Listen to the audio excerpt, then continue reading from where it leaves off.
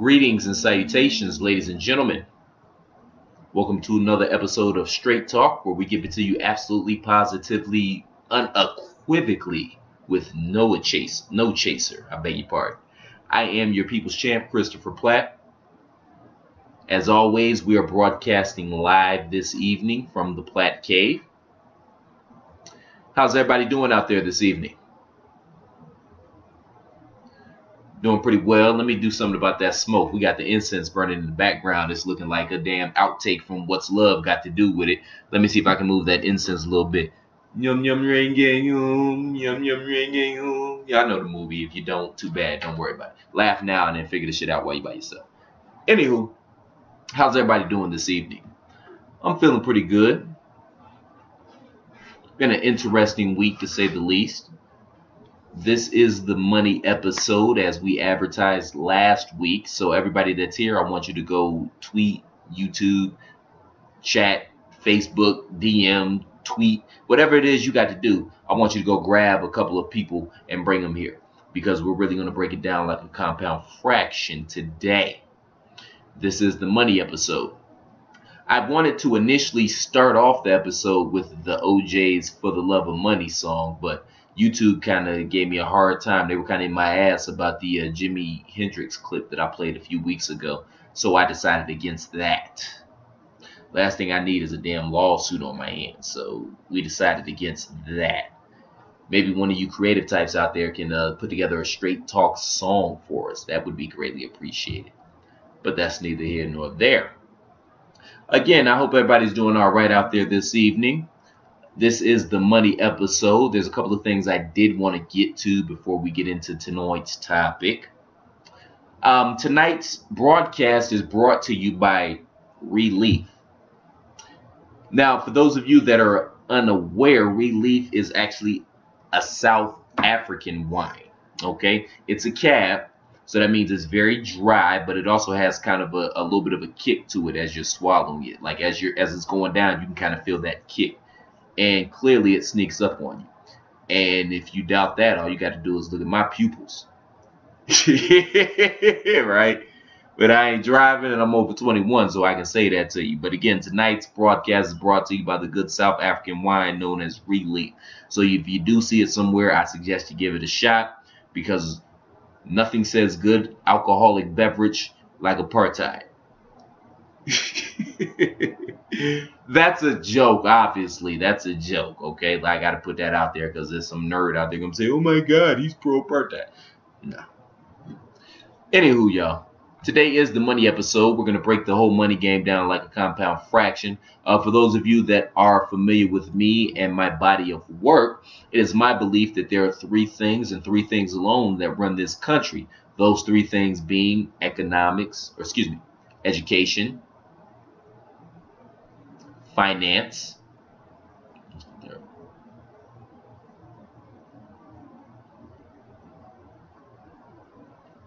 right? Okay.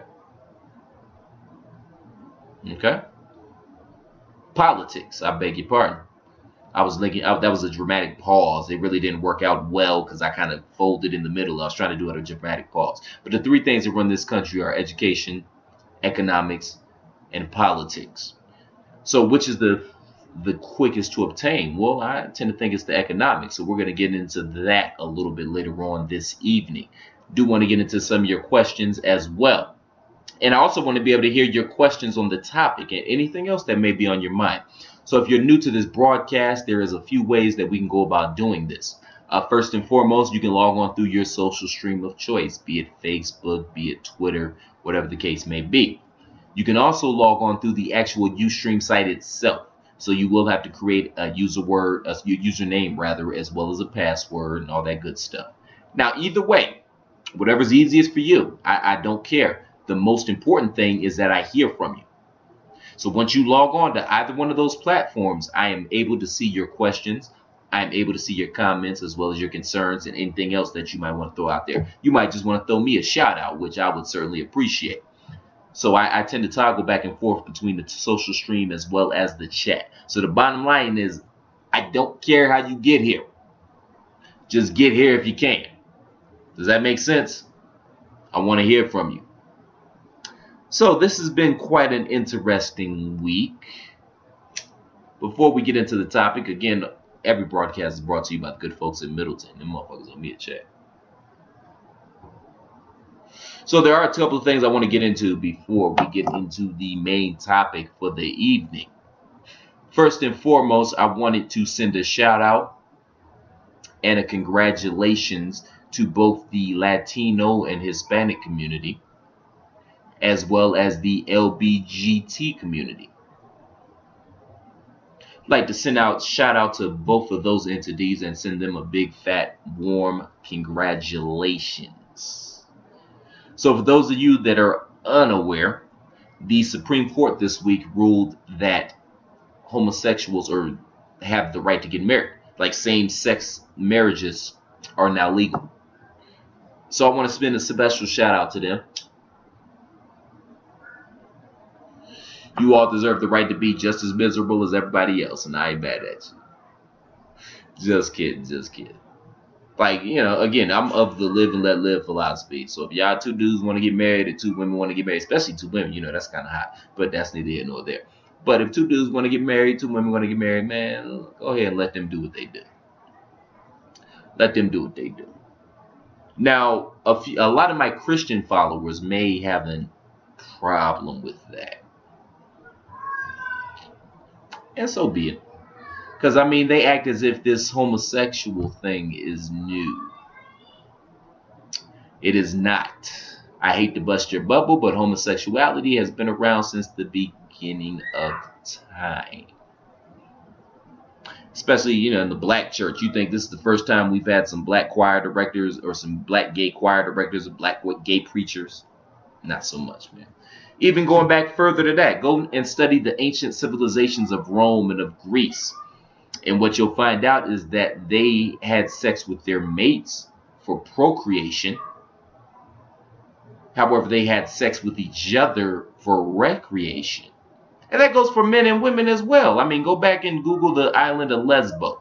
Think it's a coincidence it's called flipping Lesbo? No. So this isn't new. That's all I'm trying to say. This whole homosexuality thing is not new. Although they try to pretend like it is, it's not new. So I do congratulate them. That is a major win for their cause. It should be a lesson to you black folks out there, but of course it won't be because, you know, it is what it is. But go and look at those ancient civilizations, man, if you think I'm playing. As a matter of fact, all my Christian listeners out there, man, that King James version of the Bible that you hold as sacred text, that King James version, did you know the gentleman that commissioned that book to be read, i.e. King James, was a homosexual? I bet you didn't know that now, did you? Yeah. The King James version of the Bible. Yes. The only one you know of. He was a homosexual. As a matter of fact, his lover was Lord Buckingham. Does that ring a bell? Lord Buckingham.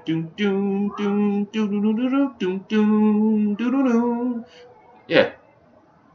Does that ring a bell? That's why women come off so bad in that book. He was a homosexual. Not only was he homosexual, but he hated women. He hated women to the point that he had his own mother executed. So that's why women come off so bad in that book. So, you know, for all y'all trying to pretend like this gay thing is a new thing, it's not a new thing.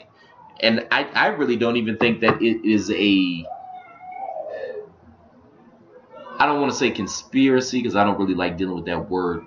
I don't think there's really a gay agenda. I think what it is that homosexuals got their money up.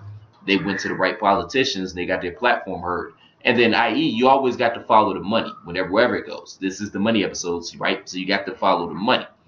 Homosexuals tend to have a lot of disposable income. Point being because they can't procreate. So they tend to have a lot of disposable income. And as you know, everything on that idiot box is designed to get money out of us. It's designed to either get us to buy products or ideas and ideals. So the homosexual community has a lot of money to spend. So then they are going to put images and things on that idiot box to rear in the homosexuals because they're trying to get that homosexual dollar. Does that make sense? I could be totally wrong about that. That's just merely my opinion. Feel free to voice your opinion as well. That's what this platform is for. so you can a safe space to voice your opinion on certain situations. Also, shout out to the Latino and the Hispanic community this week because they got Donald Trump's ass in hot water. Did you guys hear about this? So Donald Trump came out and said some extremely greasy things in regard to the Latin community, in particularly Mexicans, saying how we need to put a wall up and shut off the border, and how all the Mexicans coming from across the border are all rapists and drug dealers, right? Like, for real, like some extremely egregious things to say about another nationality of people, right? But my Latin and my Hispanic brothers and sisters, they banded together, and they, in essence, got him fired from NBC. So if you were a fan of the show The Apprentice, I'm sorry to tell you, you'll have to watch that in syndication. Plus, you know, Trump is associated with the Miss America pageant. So I know they used to show that on Univision, which is a huge television market in the Latin community, especially the Mexican community. And they refused to show it. So they put their money where their mouth was, and they got action. So now they got Trump fired. Now, black folks, that should be a lesson to y'all. And I love everybody else, but my other listeners, I'm going to talk real quick to my white brothers and sisters, and then we'll get on to the topic of the day, which is the money episode. But this should be a lesson to you all, black people. They didn't march. They didn't pray. They didn't stand back and take that ass whooping with dignity. They did something about it, and they got theirs in regards to the Latino thing and the LBGT thing. See, y'all keep sitting back waiting for somebody else to solve your problems, and that's bass backwards. You see what the power of the dollar does. Meanwhile, this week, there's been, what, seven churches that have been blown up? That have been set on fire, set ablaze? And y'all still want to sit here and sing and march and preach forgiveness, huh? That forgiveness thing is very interesting to me because the way that I understand forgiveness seems to be different than the way everybody else understands forgiveness. Because when I think of forgiveness, that means that you're individually trying to show your humanity. It really has nothing to do with the perpetrator. That is your way of showing your humanity, is being able to forgive somebody that has committed atrocities against you. But just because you forgive doesn't mean you have to be passive. That doesn't mean you have to do nothing. And see, for those that have been following me since the beginning, and even before I had this platform, I've been telling people, man, it is open season because black people, you are in a position of weakness. And you have no idea how much you get on television and you beg and you plead and you pray for forgiveness for this dude and for these atrocities that get committed against you. You have no idea how weak that looks to others, to other nationalities, to other societies. You have no idea how weak that looks. And it's time out for that. Or at least it should be. I don't know. Some of y'all might be happy on the plantation. So I really can't. It's not my point to save you, apparently, because you don't want to be saved. So that's just my interpretation of the situation. So let me see what questions we have here. What do you think about the gay marriage ruling? Well, I think we touched on that. Like, more power to them. You know what I mean? More power to them. What else do we have here? What are your thoughts on the lack of media coverage surrounding the 7 churches that have been burned down? Well, y'all know what that is. There's no money in reporting that. Same reason why y'all haven't heard anything about that situation in the Dominican Republic. And we talked about that a few shows ago briefly. So basically what's going on in the Dominican Republic is an ethnic cleansing. They're trying to get rid of all the dark-skinned people from the Dominican Republic under the guise that they're deporting the Haitians. However, while a lot of those people do have Haitian backgrounds or are of Haitian descent, a lot of these people were born on Dominican Republic soil. A lot of them have been there for 2 and 3 generations. And if you were born in some of the rural areas of the Dominican Republic, you might not have the proper documentation. Like, that's how real it is out there. That's why all these melon farmers trying to get into baseball. They're trying to escape that reality. So you might not have that paperwork. You might not have a legitimate birth certificate and things of that nature. So they're trying to deport them now and send them all back to Haiti. But the problem with that is that they're not Haitians. And even the Haitians have come out and said that, hey man, these people aren't Haitians. So they're basically just political refugees. And they're sitting in these internment camps right now, trying to wait and see what the Dominican Republic's government is going to do. That's going on right now. And I bet y'all didn't really know anything about that, did you? I mean, it's basically an ethnic cleansing. Not even basically, it just is what it is. It's an ethnic cleansing. And that's not getting any burn in the media. That's not a sexy story.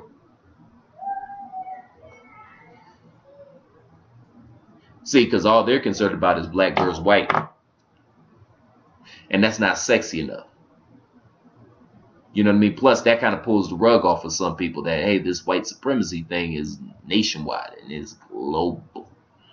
So you're not going to hear anything about that. You're also not going to hear anything about the Trans-Pacific Partnership. That was a bill that was actually passed in Congress recently. Your man, Barry Obama, he was trying his damnedest to get this thing pushed through Congress. Now, not a lot is known about this particular agreement. Again, you can Google it for yourself. It's called the Trans-Pacific Agreement or Partnership. Either way, you can Google it and you can find it very easily. Now, the issue is that not a lot is known about this. However, a few documents or a few pages of that document have leaked. So let me give you just a layman's example of what this means. It basically makes the Constitution null and void. So, for example, let's say that I'm a business owner. Let's say that I'm a widget manufacturer and I want to sell my widgets in Sweden. And Sweden does not want me to sell my widgets in Sweden. So they put some sort of regulations on me selling my widgets in Sweden. Now, according to the Trans-Pacific Partnership, I now have the right as a corporation to sue the country of Sweden under the guise that they're cutting into my profit share because they won't allow me to do business in Sweden. So do you understand how that can become a little problematic? A little bit. Just a little bit. Or maybe you don't. I don't know. If you don't, ask me. I'll tell you more about it. Let's see. Abro says, and the effect that it will have on the children. Now, what are you talking about there? The effect that it'll have on the children. What does that mean? What does that mean?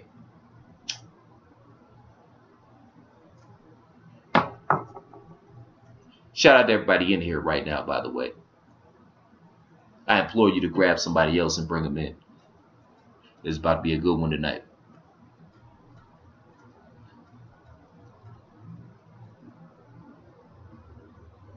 So yeah, what does that mean, the effect that it will have on the children? I don't quite understand.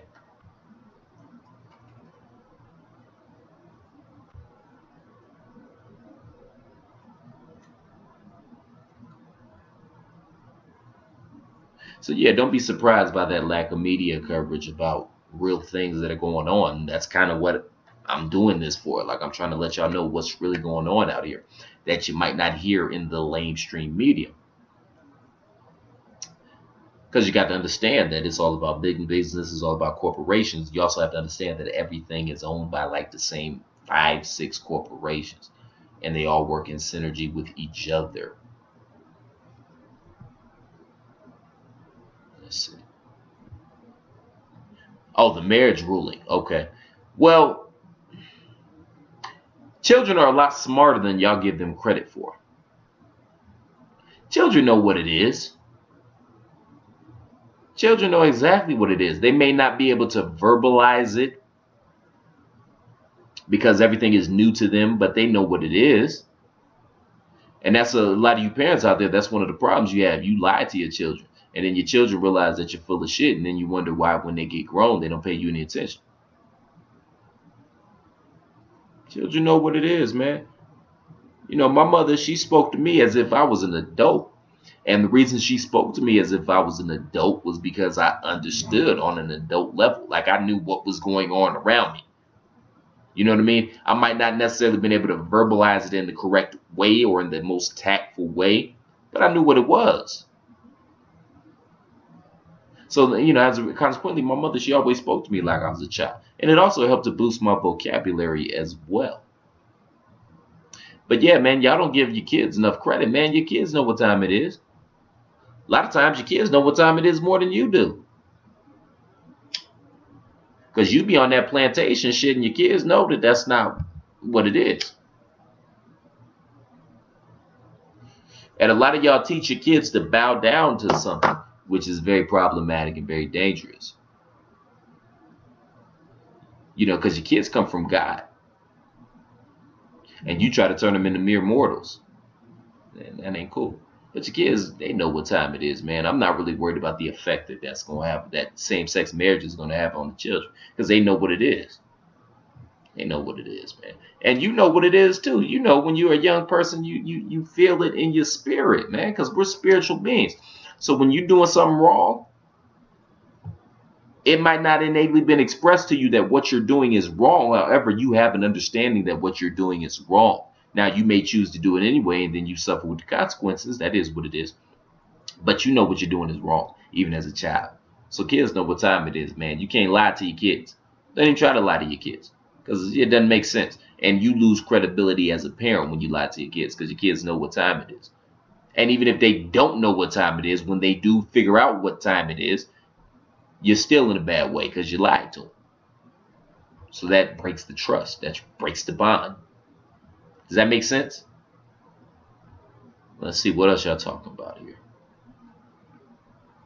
But yeah, shout out to the LBG community, man. They put their money where their mouth was, and they got results. If nothing else, that should be a lesson to you black folks out here. Because all this marching and praying and taking these ass whoopings with dignity, that's not working. And a lot of y'all are stuck on the plantation. And a lot of y'all are trying to figure out how to get off the plantation, but you don't know. Excuse me. Which is why tonight's show is so important. And this goes for black, white, whomever. That's why this show is so important. Because we're going to talk a little bit about money. And we're going to try to change your perception of money. Does that make sense? At least that's the goal. So we'll see how well that works out. Now, next week, what I'm going to do, before we get into the topic, I'm going to do a little advertisement.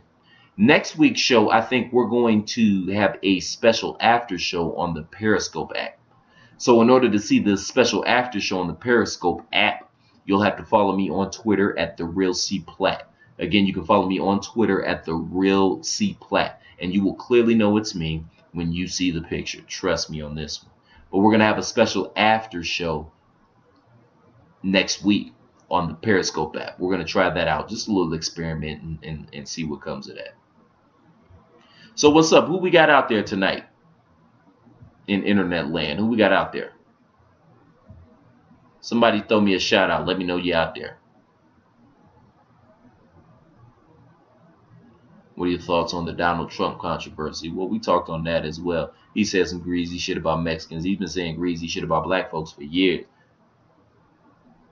But the Mexicans and the Latino community, they didn't put up with that crap, man. That should be a lesson to y'all. They didn't sit back and beg and plead for their humanity. They demanded it. And they got results.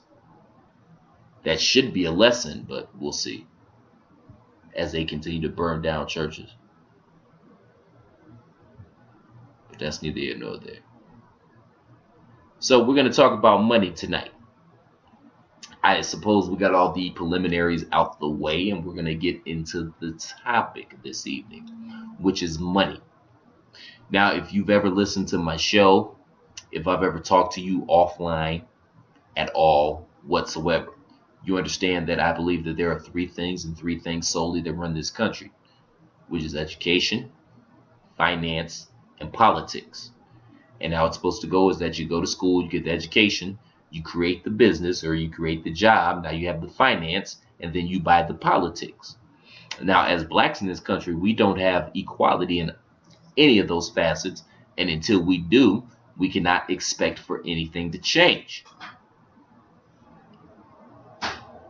Let me say that again. As blacks in this country, we do not have equality in any of those facets. And until we do, it is unreasonable and unwise and illogical for us to expect that anything will change. Now, on a broader scale, your dollar is the ultimate bargaining chip that you have. Your dollar speaks volumes. But what is the cry that we constantly hear, especially now? And it's coming from black, white, whomever. What's the cry that we constantly hear? I need more money. I don't have any money, right? So hopefully we're going to give you an introductory crash course this evening into money and into how you think about money. And hopefully we'll be able to change your mentality about money. So the first thing we need to do in regards to money is that I need each and every one of you within the sound of my voice to eliminate the word broke from your vocabulary.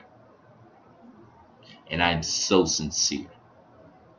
I am so sincere about that.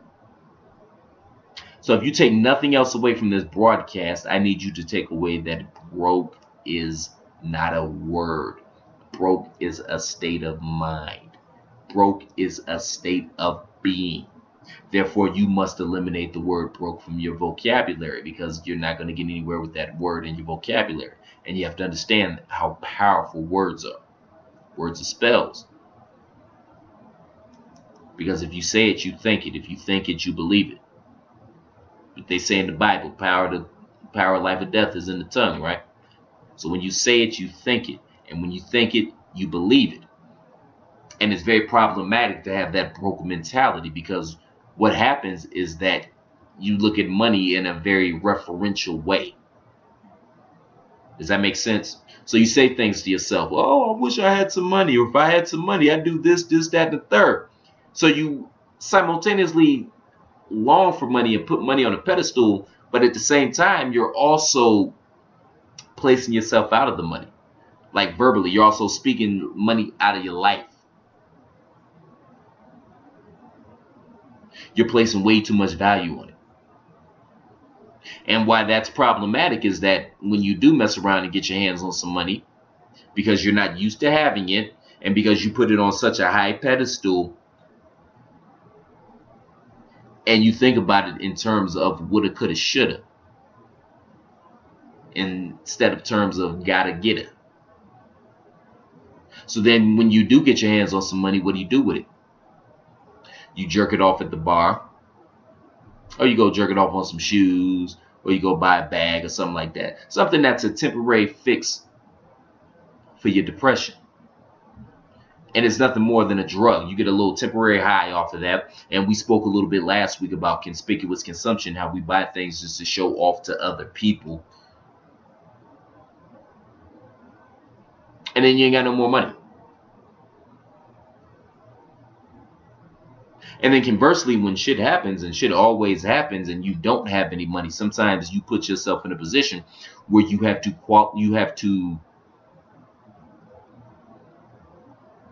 in regards to your ethics and your morals, you have to sacrifice them, or you have to compromise them, your ethics and your morals, in order to get money.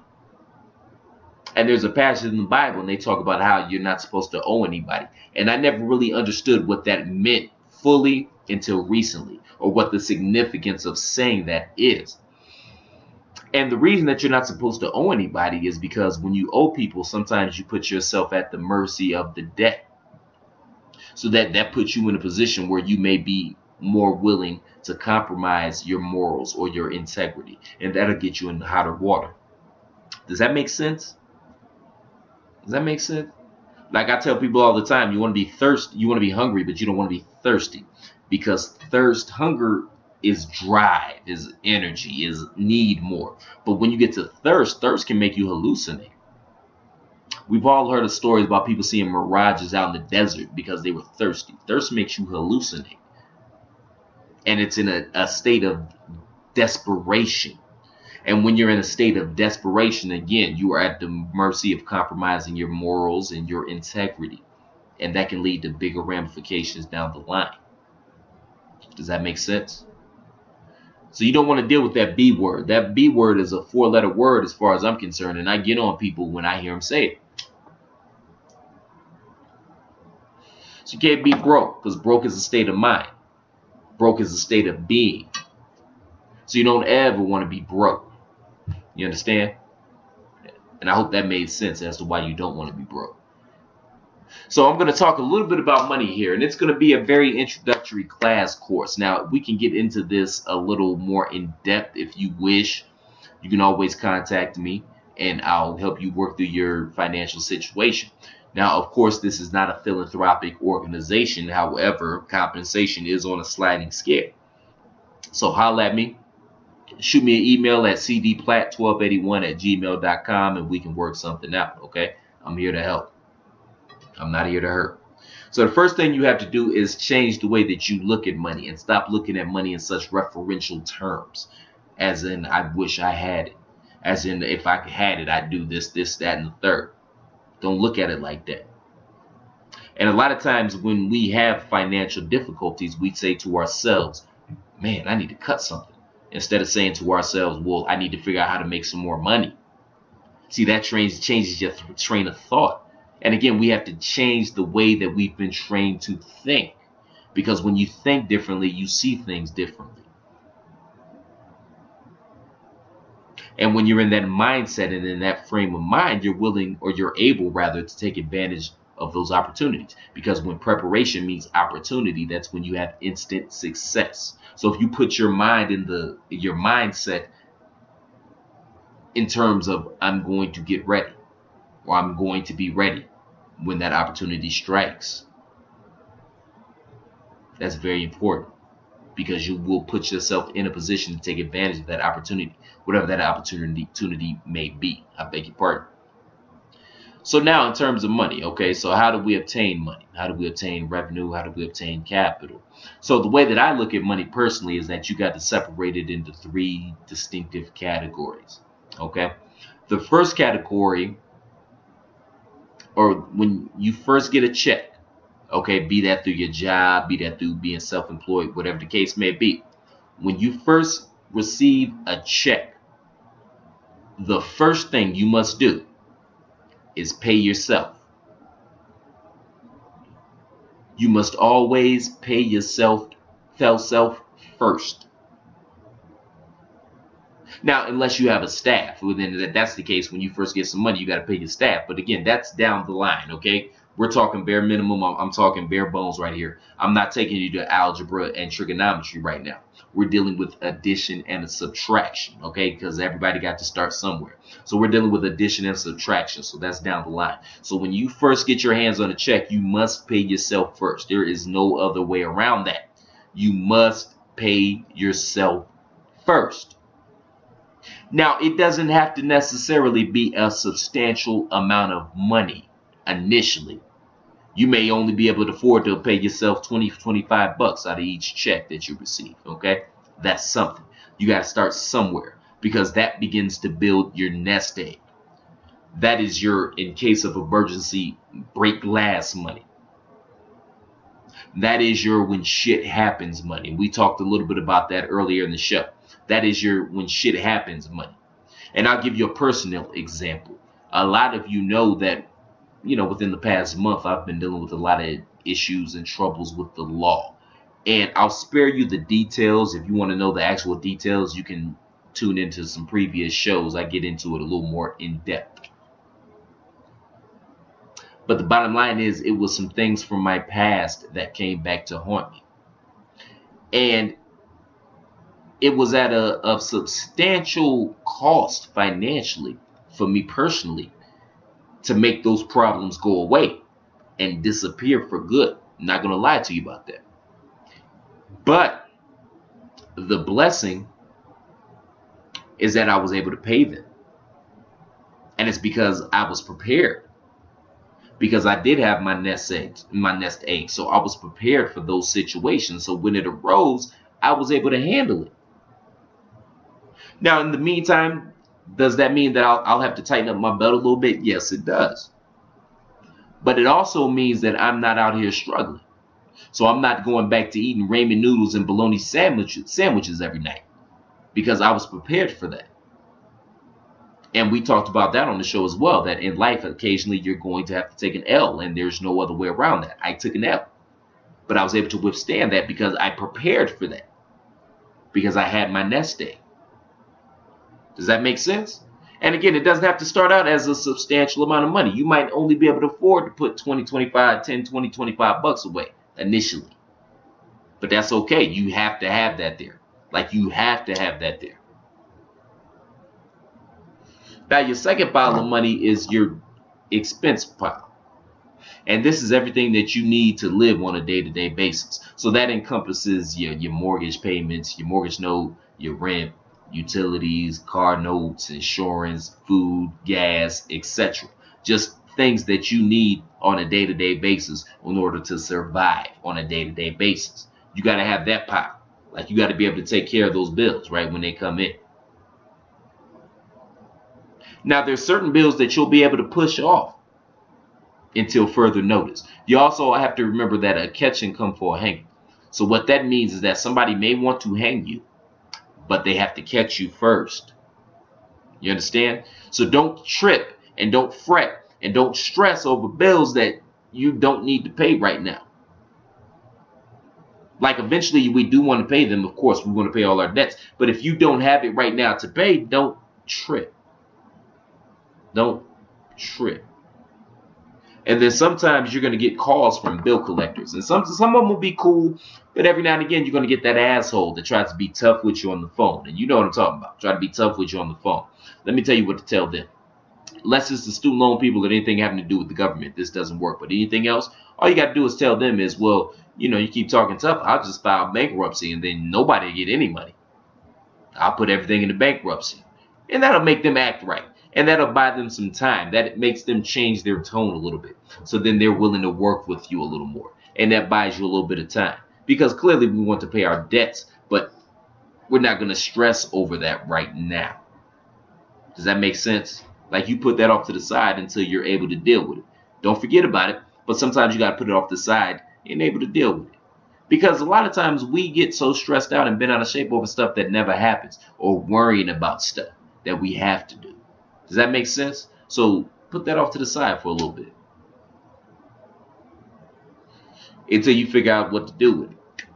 So put that off to the side. So we have our nest egg that we're saving. We also have our money that we use to pay our daily expenses and pay that what we need to pay in order to live. Does that make sense? So then that brings us to our third pile. And this pile is the flip pile or the investment pile, depending on what you like. We'll say investment pile because it sounds a little better. Now, this is the money that you use to make money. This is the money that you use to supplement your income. Because the goal is to have various streams of revenue coming in at one time. That way you are not dependent on one specific stream of revenue or one isolated stream of revenue. You always have to have multiple streams of revenue coming in. Excuse me. So your goal as an individual is to figure out how to generate multiple streams of revenue coming in. Now, we do this through our investment pile of money.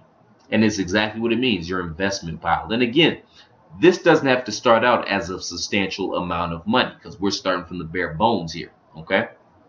Now, if you choose to invest in the stock market, that's a very wise investment. You got to know what you're doing, obviously. But I want you to think of it in those terms of the stock market. You understand? Think of it in those terms. This is the money that you use to make money. And see, the important thing to understand about money is that it's the one vehicle that never gets tired of working. See, you can only work 9 to 5 or 10 to 6 or whatever the case may be. But money can keep working for you even when you're not working. So instead of working for your money is working for you. Does that make sense? And again, money is the one vehicle that never gets tired. You can continuously continue to flip it and flip it and flip it. Now, again, I'm not talking in terms of a substantial amount of money up front. You got to start somewhere. Everybody does. So that flipping pile, you may only start out with 25 bucks in that flip pile, okay? In that investment pile, okay? So then the goal is you figure out how to turn that 25 into 50. And then you figure out how to turn that 50 into 75. Then you figure out how to turn that 75 into 100. Then you figure out how to turn that 100 into 250. Then you figure out how to turn that 250 into 500. Then you figure out how to turn that 500 into 1,000. Then you figure out how to turn that 1,000 into 2,000. Then you figure out how to turn that 2,000 into 2,500.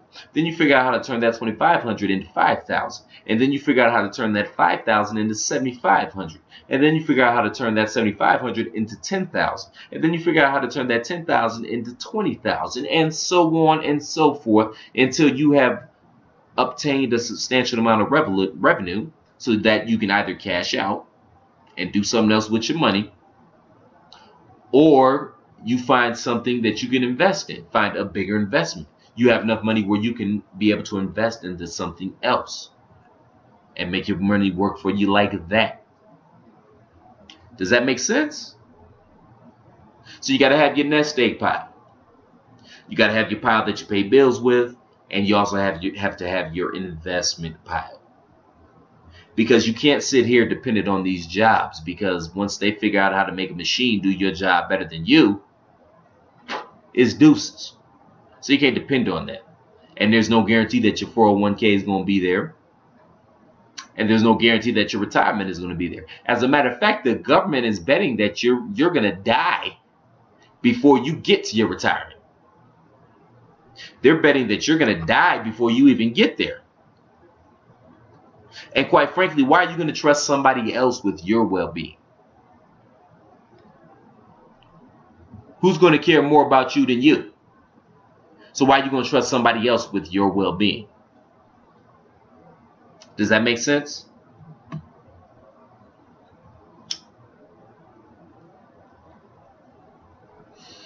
So again, anytime you get a check, you have to first pay yourself.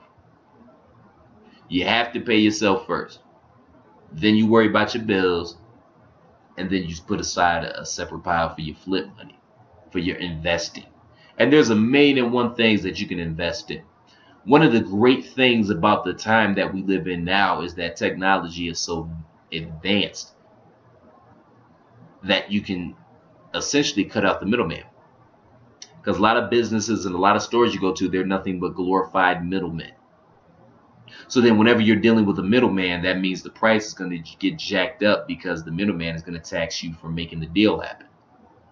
But see, the great thing with the platform that we have, and this show is a perfect example, is that we get to go direct to consumer.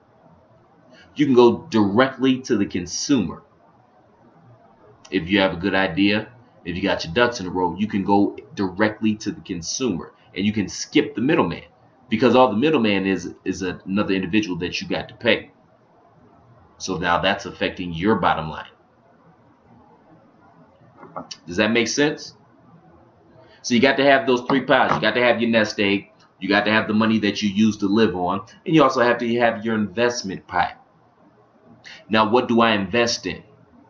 Is probably what you're asking yourself right now. And that question is so open-ended. I mean, there's a bazillion, gajillion, fulfillion, Sicilian things that you could possibly invest in. I'll give you a couple of examples just to get your brain working. Maybe you go buy some cars. Maybe you go to the car auction and you spend $1,000 on a car, and then you go off and you sell it for $1,000 or $2,000 or $3,000, and then you start to build your investment egg from there. Maybe you get with somebody. Maybe you have the knowledge, and somebody else has the money, and somebody else is willing to work, and then y'all figure something out from there. But the main thing is you have to change your mindset, because we talked about this on last week's episode, is that this whole economy and this whole country known as America is based around capitalism and consumerism, but yet they have fooled you into thinking that there's something wrong with having money. They fooled you into thinking that either something is wrong with having money or that money is an unobtainable goal for you. so that when you do get your hands on some money, you go and blow it real quick just because you're so happy to have it and you don't know when's the next time you're going to have it. So you blow it on some trinket that gives you a momentary buzz. It's like a drug. You get a momentary high, but then you come back down. So now you're chasing that next high. Does that make sense? And you got to look at money like it's nothing. Because, I mean, quite frankly, it is nothing, especially in this country. Like the money that we have in our pockets and the money that we spend and how we conduct our daily lives in terms of currency and trade, it's really not worth anything. Like it's not worth the money. It's not worth the pen, the ink and the paper that it's printed on. Now, what does that mean, Chris? Now, what I mean by that is if you look at a dollar back in the day, like back in the 30s, 40s, maybe even the 50s, if you look at a dollar, look at the bottom of it. And it'll have, and look at the seal. The seal will either be, I believe, I can't remember the colors, okay? Forgive me. But it'll say that that particular piece of money or that particular dollar is worth that equivalent of silver or of gold. So back in the day, you can take that dollar to the bank and turn it in for that equivalent piece of silver or that equivalent piece of gold. So that's what gave the money value, because it was backed by precious metals. It was actually backed by something. So to put this in layman terms, let's say I ain't got no money in the bank, but I bet you $1,000 that the Cavs gonna win the title next year. Well, I ain't got no money in the bank. So even if I lose, I can't pay that bet back, right? So that means that bet is worth squat. And that's basically where we're at with our finances right now. That's where we're at with our money. Our money is worthless. It's not worth the pen, the ink rather, and the paper that it's created on. The only reason that it maintains value is that that's the system we've been living under for so long. That in order to, that if we were to eliminate it, the whole thing would collapse and we'd be fucked. So you got to look at it like that, man. You can't look at money as this unattainable thing that I have no idea how to get my hands on. You can't look at it like that, because you've already lost mentally, because you're putting way too much reference on money. You're putting it on way too high of a pedestal. So you've already lost mentally. Does that make sense?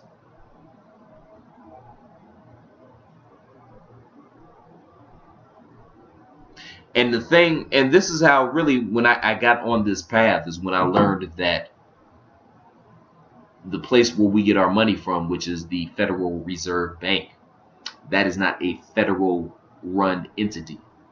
The place where we get our money from is a private organization or a private entity, a private corporation. And the irony of that particular statement is that when we first split from Britain, that was the reason, was because the colonists came up with their own currency. And Britain told them, no, you can't use that currency. You have to use our currency. So we're going to give you our currency, but we're also going to charge you interest on the money that you get from us to run your economy. And that's when the colonists banded together and said, nah, we ain't going for that. And then that's what sparked the Revolutionary War. You know, that whole no taxation without representation, all that. That's what that was about. And the irony of that is that that's exactly how it is now. We get our money that runs our society from the Federal Reserve Bank, which is not a federal entity. Like the government has nothing to do with it. It's private. And then they give us our money back at interest. So that interest gets paid through your federal income tax that you pay every year. You know, got to be due by April 15th, or you got to file for the extension. That's what pays the interest on the money that we get from the Federal Reserve Bank in order to run our country. Now, I just dropped a mouthful on you. I don't know if you caught all of that. If you didn't, let me know, because I'll run it back.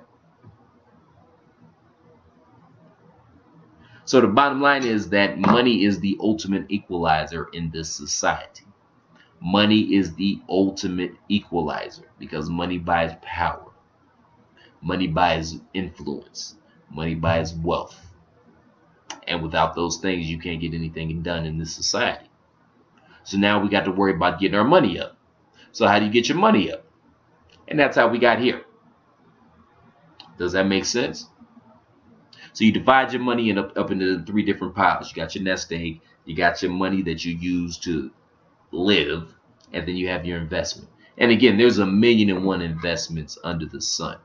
You can get into the stock market if you want to. I talked about you can flip cars. You can go buy a pack of t-shirts for 20 bucks. You know, you get 5 t-shirts in the bag, and then you go sell the t-shirts for 10 bucks. Like, there's 1,000,001 hustles that you can get into. You just have to change your mindset and change the way you think. You understand? Because we always thinking in terms of money. We always thinking of I don't have,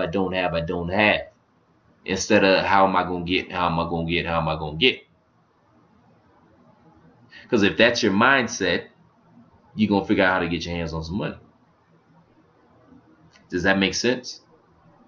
And again, this is a basic elementary level. Like, if y'all do have questions, I have no problems answering your questions. As a matter of fact, I hope you do have questions. I don't really see anything going on in the chat right now. I hope you do have questions.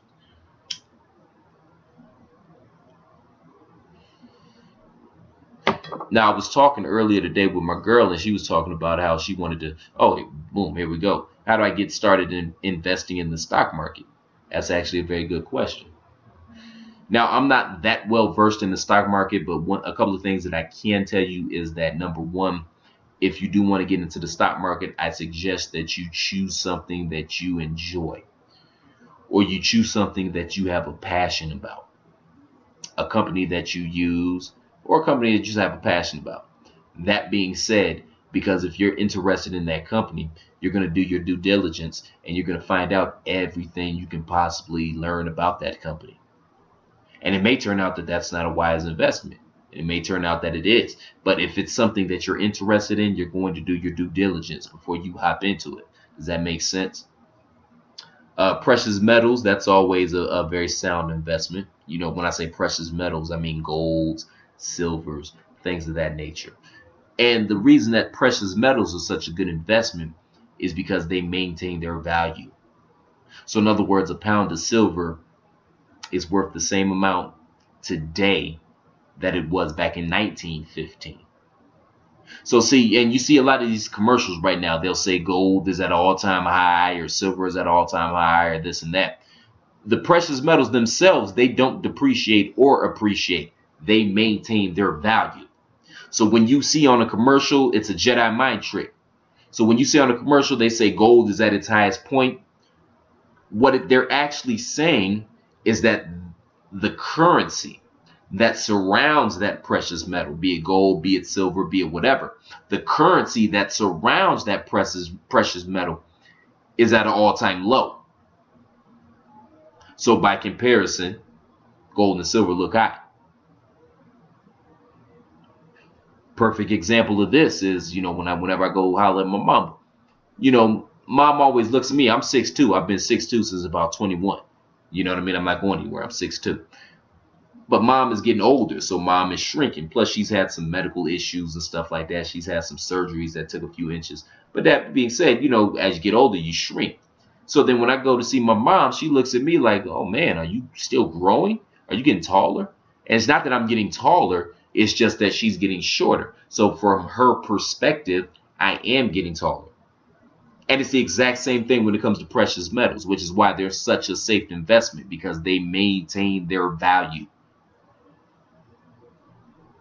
So typically when you deal with the stock market in your portfolio, you want to have some low risk investments.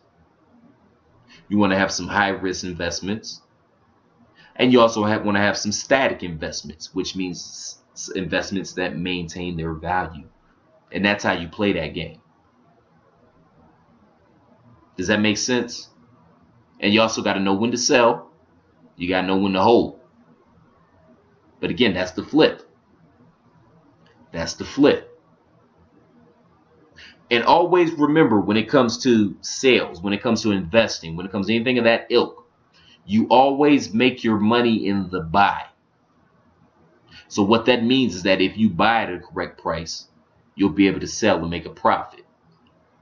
So for example, let's say I sell widgets, and let's say widgets sell at $5 a pop, okay? Now, if I'm able to buy a widget for $2, even if I can only sell it, I want to sell it for $5, obviously, but even if I can only sell it at $3, I just doubled my investment, right? So now we keep that money in the kitty, and then we find a way to flip that $3 that we just made off our widget. And then we keep rolling and keep rolling and keep rolling until we get to a point that we can either cash out, like we've invested enough money that we can cash out and live comfortably and take care of our means, or until we hit a big lick so that now we can invest in something else. So maybe you always wanted to own that restaurant or that barbershop or something like that. Now you have the money to invest in it. And black people, I'm only talking to black people on this one specifically because you all have a much more narrow world view than everybody else. You don't have to just be in nails. You don't have to just be in hair. You don't have to just be in food and restaurants and bars, okay? Do not place limitations on yourself. The world's going to try to do that anyway. You don't place limitations on yourself. And that goes for everybody, man. The world is going to try to put limitations on you. The world is going to try to tell you what you can't do because they can't do it. Don't listen to them. They're full of shit. Don't listen to them. Does that make sense? So with the stock market, that's how you want to do that. I say initially you invest in things that you're interested in because you're going to do your due diligence to learn everything that you can about them. Okay? You can never go wrong with precious metals because they maintain their value. What do you think about Google as an investment? I think Google is a solid investment.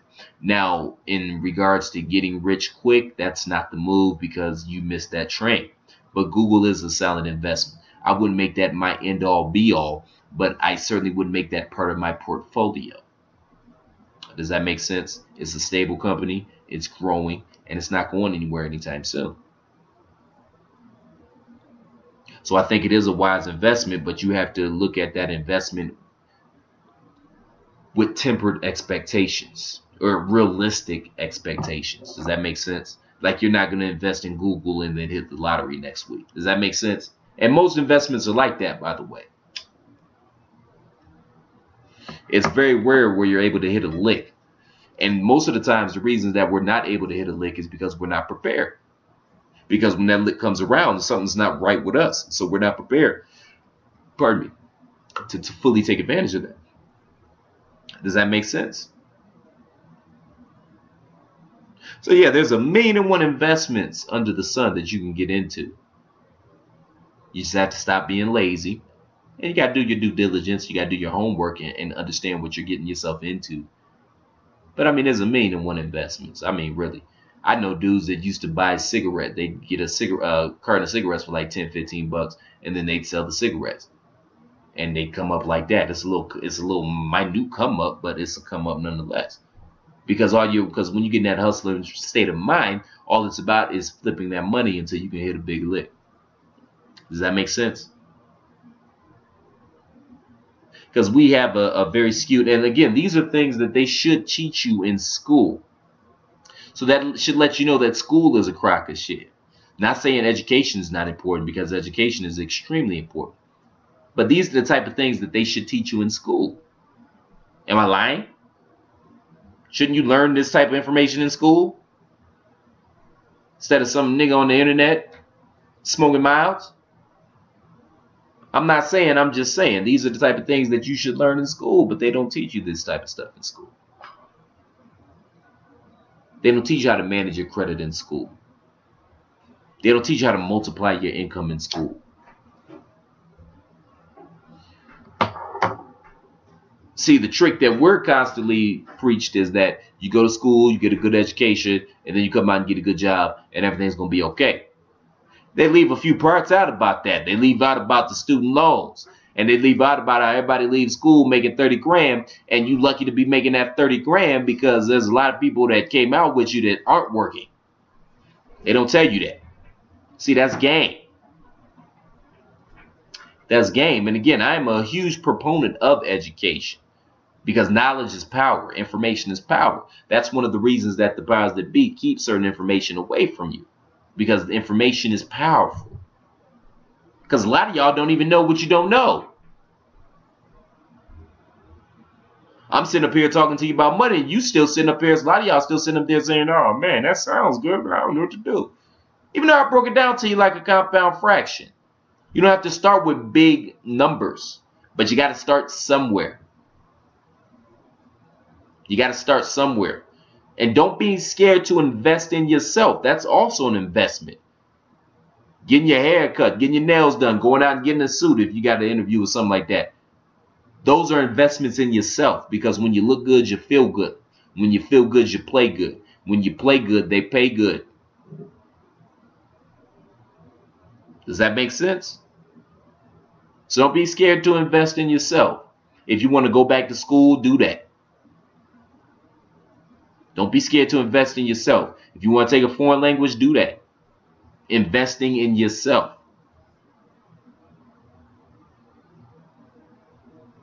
Does that make sense? So don't be scared to do that. And quit saying I'd do this, that, and the third if I had the money. Get rid of that caveat. If was a fifth, we'd all be drunk, okay? So get rid of that caveat. Get rid of if. Start thinking how. Again, change your thought patterns. Change the way you think, and you'll have different results. Because doing the same thing over and over again and expecting different results is the definition of insanity.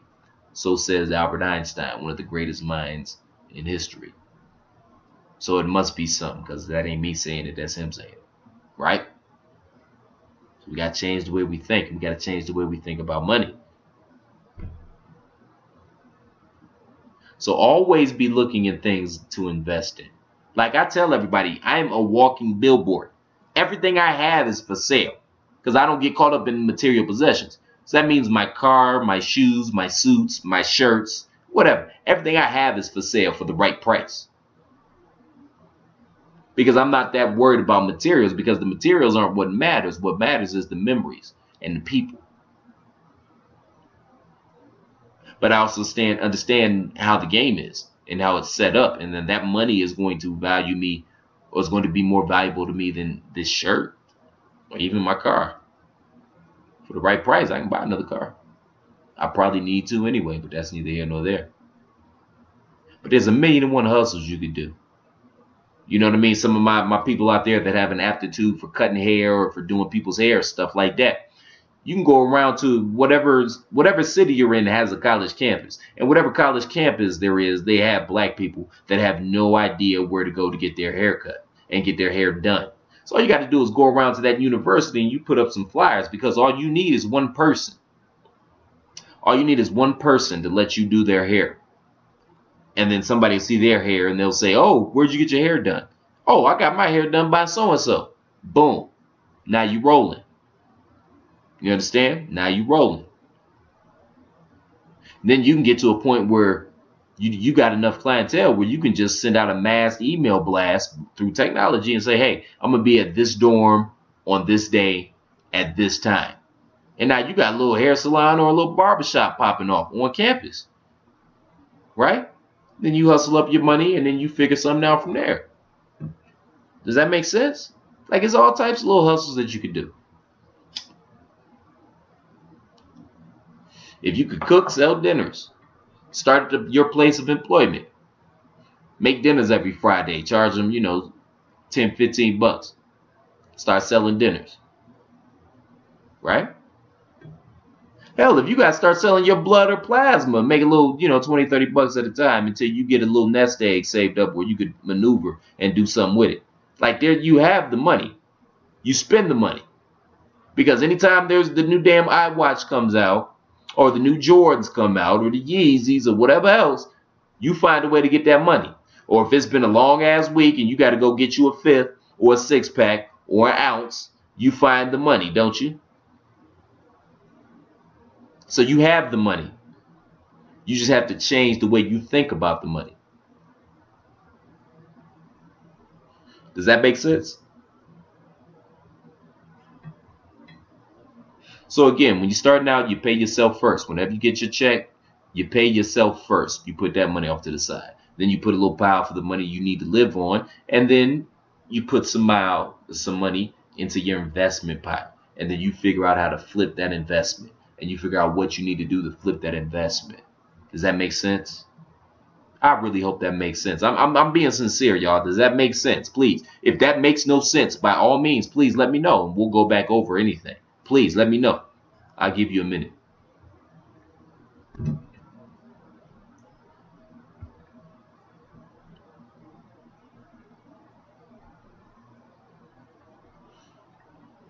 I guess it makes sense. Either that or y'all tuned out. But again, change the way you think about money. Eliminate that broke word from your vocabulary. That word is evil. That word is toxic. And that word will keep you with a broke mindset. That word will keep you in a broke mindset. And then you're woulda, coulda, shoulda. And then again, when you do get some money, you're not used to having money, so you go trick it off on something that's not going to bring any value to you. And I'm not saying that, I like to drink, obviously. I like to have nice things and stuff like that. So I'm not saying there's anything wrong with that. But what I am saying is that you have to change the way you think about money. And if you can't afford it, don't buy it. Another hustle, and I learned this from my white brothers and sisters. So let's say you're a couple out there, okay? Let's say you and your significant other, y'all both make, we'll say 40 grand a year, okay? Live off of 140, which is possible. It's not optimum, but it's possible. So live off of 140, and then you save the other 40, and you just stack it. And just stack it for 5 years. 4 times 5 is 20. Add the zeros, that's 200 grand. So in 5 years, you have 200,000 between you and your significant other. So then you take that 200,000 and you should be able to invest in some property, cash money, right? And again, you make your money and you buy. So we're not trying to buy something living above our means. We're trying to buy something as an investment, right? So then you take that 200 and then you buy that property. Now, the average homeowner stays in their home for 5 to 7 years. So during that 5 to 7 years, because of the ebb and flows of the market, by the time you're ready to sell that property, you should be able to make some money off of it, right? You should be able to make some money off of that property. So let's say you buy something, you got 200 grand. Let's say you buy something for $150. You should be able to make 300 off of it, or be able to sell it for 300. So you just made 100 grand, and now you on to the next. Does that make sense? Or let's say you buy something for 200, but it was actually worth 400. So now you got 200,000 worth of equity in that property. So now how you choose to use that equity is very key. Now, don't go out buying cars and jewelry and shit with that equity. Use that money to invest, even if that means investing in yourself. Maybe you want to use that money and go back to school. Maybe you want to use that money and send your kids to school. Maybe you want to use that money and start that widget business you've always been worried about. See, because we have the greatest tool right here through this internet. So we can go direct to consumer. We can go direct to consumer. So we don't have to be bothered with the middleman. And see, a lot of y'all like to do stuff because you want to shine and you want to put your name out there. Fuck all that. People's name, that ain't got no money. So don't worry about that. We worried about the money. We're not worried about the accolades. So utilize this tool to your advantage. Because this right here, this shit right here, nigga, this shit right here, this is the ultimate equalizer. This is the ultimate equalizer. Because again, it allows you to go direct to consumer. So you can bypass the middleman. And ultimately that puts more revenue in your pocket. Does that make sense? We're going to come back to this topic, man, because there's a lot of meat on the bones that we haven't even began to pick off yet. But I wanted to give y'all a brief introduction into money and let y'all know how money works. I did want to get a little more in depth, but you all aren't biting right now. That's okay. I love y'all for that. So we'll revisit this topic. I hope I at least left you with an introductory idea and some things that you could possibly do.